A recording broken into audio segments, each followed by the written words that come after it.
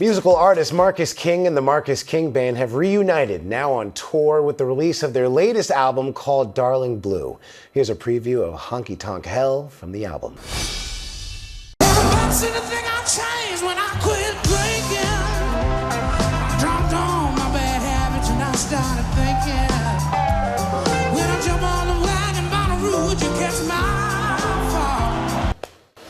Ain't nothing wrong with a little blues on ABC News Live. And Marcus King joins me live in studio. My man, thanks for coming here. Thanks for having me. Oh, the pleasure's all mine. So I got to ask you, how does the band get back together after a 7-year hiatus? How did that actually happen? Man, you know, the last couple of records I did were with different producers, the most recent being Rick Rubin, who's a New York guy. The one before that with Dan Auerbach, and they kind of had their own ways of doing things that didn't really involve my band. And, you know, it was also kind of a time for us to kind of regroup and kind of come back together stronger than ever. The band's really always been the nucleus as myself and my drummer, Jack Ryan, who's named after the Tom Clancy novel. So me and Jack Ryan have always kind of been the Walter Brecker and Donald Fagen of the group. And there's been, you know, keyboard players have come and gone, but now we feel like we're really banded together in a strong way, ready to go. Now, I know you said that you're focusing a lot on just the band on this one, but you do have some collaborators that you can hear throughout the album. I mean, Noah Cyrus, co-writers such as Lainey Wilson. So I got to ask you, what was it like actually recording with those guys? It's always a treat when you got a friend come into the studio. It's kind of like when you see your favorite sitcom and somebody you recognize comes on and makes a cameo appearance.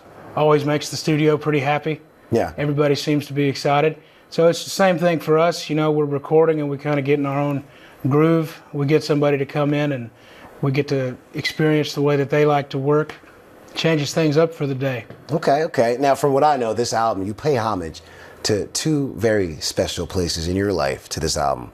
What are they? Well, the record in large part is about the region of the country that I'm from. The Blue Ridge Mountains in South and North Carolina. It's just a beautiful part of the world, and you know, you can really hear the trees sing to you, and the streams are just, I mean, it's just beautiful.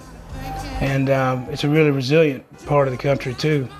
I'd say the other theme on the record is really the way my wife makes me feel and how she makes me feel at home, and gives me a sense of belonging and a sense of understanding that everything's going to be okay. I love that. Now, you said the trees are speaking to you, but I mean, I'm sure that a lot of different other musical artists have spoken through to your lives. So who are some of your influences? I mean, your sound is so soulful, I got to say.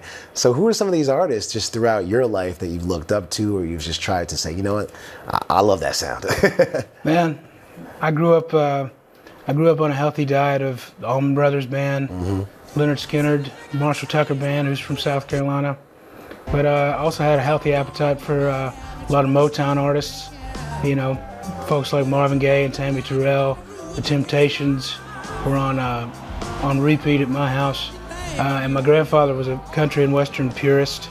He was a musician, and he put me on to George Jones and Willie Nelson and Waylon Jennings, that kind of thing. So I had a really rich musical upbringing, and I was really thankful for that. All right, Marcus King, thank you so much for joining me. You're at the Opry soon, right? We're at the Grand Ole Opry Tuesday for Sabrina Carpenter's Grand Ole Opry debut, so it's going to be a big time. All right, let's make it happen. Thank you so much for doing this, all right? Thanks for having me. Pleasure, always. Cheers. Yeah, cheers.